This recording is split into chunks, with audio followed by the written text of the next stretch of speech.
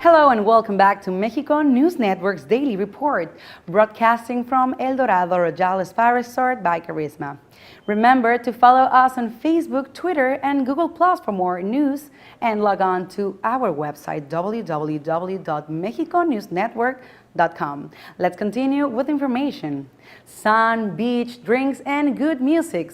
Sounds like the Corona Sunset Festival is in town again. On May 2nd, this major event will take place at one of the best beach clubs on the Riviera Maya, Playa Mamitas. After kicking off summer in Argentina and the Dominican Republic, the festival has finally returned to the wide and warm beaches of the Mexican Caribbean. This year's edition is expected to be once-in-a-lifetime show. Notably, this year's edition has been planned and established by the creators of the Tomorrowland Festival. As such, the performance will be delivered on two major stages, designed to blow your mind away with a unique show of lights. But who's coming to this year's edition? The event's crown stage will feature Nortif Collective, Plastic Plates, Centerverse, and Salon Acapulco. The main Grift stage will have Laid Back Luke, Robin Schulz, Baker Matt Clapton, Autograph Viceroy, Le Youth, and Up Fade. 12 hours of the sickest beats non-stop. The gates of the beach club will be open from 1 p.m. to 1 a.m. Make sure you pack sunblock, a hat, and sunglasses. Tickets are now on sale, so you better hurry if you don't want to miss out this amazing party, which last year took place on the Spanish beaches of Ibiza. Stop, shadow of my elusive goodness, image of the charm that I love the most, for whom I joyfully die, fair illusion for whom I heavy exist, dulcet fiction. Sor Juana Inés de la Cruz said that. At the age of 3, she could read. At 7, she asked her grandfather permission to attend university. At 8, she was writing, and at the age of 15, she entered the Viceroy's Court of New Spain, today Mexico. Sor Juana Inés de la Cruz's mastery of arts and science has captured the attention of her admirers as much as I did with her contemporaries, who recognized her as a 10th muse. Juana Ramirez de Asbaje was born on November 12, 1651, although it is presumed that it was actually born in 1648, in the hacienda of San Miguel Nepantla in what is present-day state of Mexico. Since she was just a little child, she harbored a fascination for knowledge and was gifted with a natural talent for studying, going as far as learning Latin in just 20 lessons. I do not study to know more, but to ignore less. Her intellect was beyond that of a girl of her age. When the precocious young Juana was evaluated by a panel of the most renowned scientists and philosophers of New Spain, she succeeded in answering every question correctly, becoming an admired courtesan. Her intelligence was the subject of fame even in Europe. Nevertheless, she quit the court and at the age of 21 to become a nun and dedicate her life to study. The San Jerónimo convent, now the University of the Cluster of Sor Juana, was the place where her most notable work was published, most notably her sonnets and poems. In her room, she housed a collection of more than 1,000 books, musical instruments, maps, and measuring equipment that Sor Juana used to study astronomy, math, philosophy, music, and cooking. In 1695, Sor Juana Inés de la Cruz became ill with typhus and died on April 17th. But her story doesn't end there. During excavation works made at the church of the former convent of San Jerónimo in 1974, numerous bones dating back to the colonial period were found. One set coincided with the morphological characteristic of the Sor Juana Inés de la Cruz. After many tests, researchers of Mexico's National Institute of Anthropology and History stated that the remains were likely those of Sor Juana, according to the communique posted on the university's website.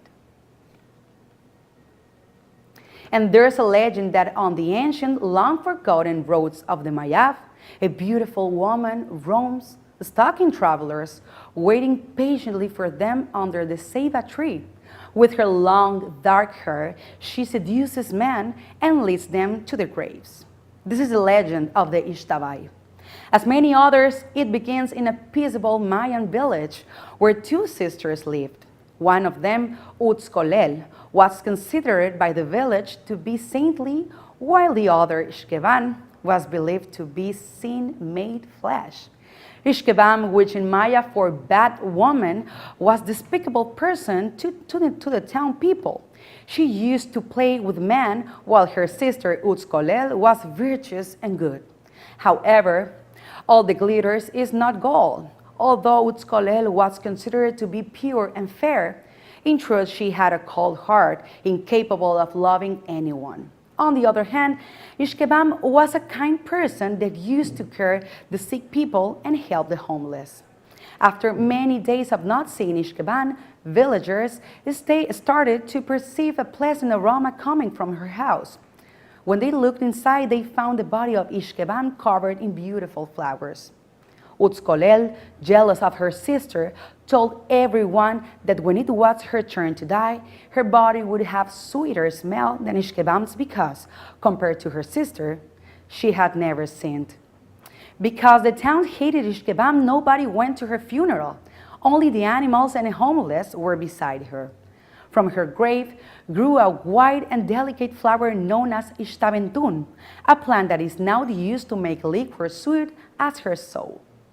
Days later, Utzcolel died as well, but despite the fact that her body was surrounded by flowers, it emitted a terrible odor that withered almost everything around it, except the Ixtcatam cactus, a large thorns to no scent.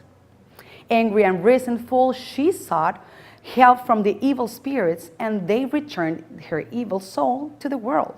Since that time, everyone called her Ixtabay, the lady that seduces and kills any man who dares to travel at night through the Mayab roads.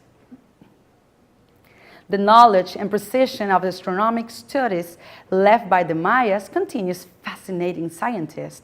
Despite having zero technological instruments, this impressive civilization was able to achieve impressive astronomical calculations. During the grand exhibition Mayas, Revelations of an Endless Time, being presented at the Palacio Nacional, the majority of visitors showed their great interest in astronomic knowledge developed by Maya priests. Studies carried out over time in ancient city of Chichen Itza, specifically in the building known as the castle, El Castillo, allowed the establishment of a new line of research called archaeoastronomy, which has gained great popularity and will be introduced in particular universities in Mexico. Some of the discoveries product of the study of the stars by the Maya civilization include the functioning of Chichen Itza as a giant calendar, since the structure is perfectly aligned with the constellations, which makes it ideal to calculate dates for the spring and autumn equinox and the summer and winter solstice. Observation of the sky and constellations also permitted the construction of astronomical observatories such as building in Monte Alban, the Sun Pyramid in Teotihuacan, and the Sun Grotto in Xochicalco, among others.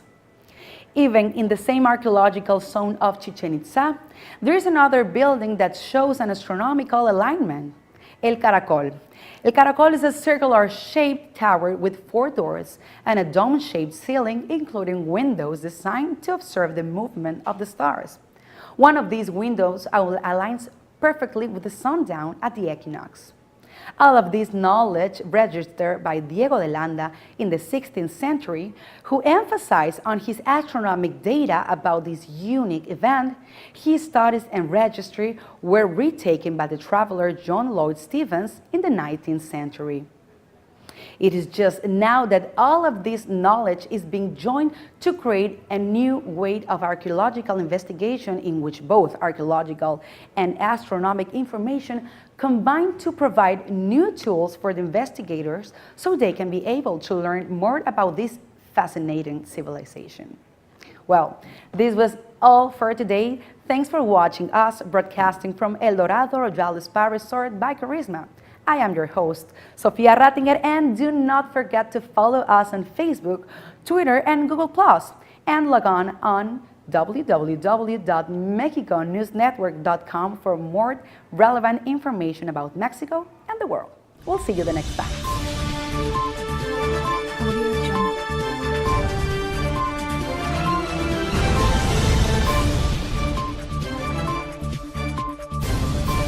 Audio Jungle. Audio Jungle.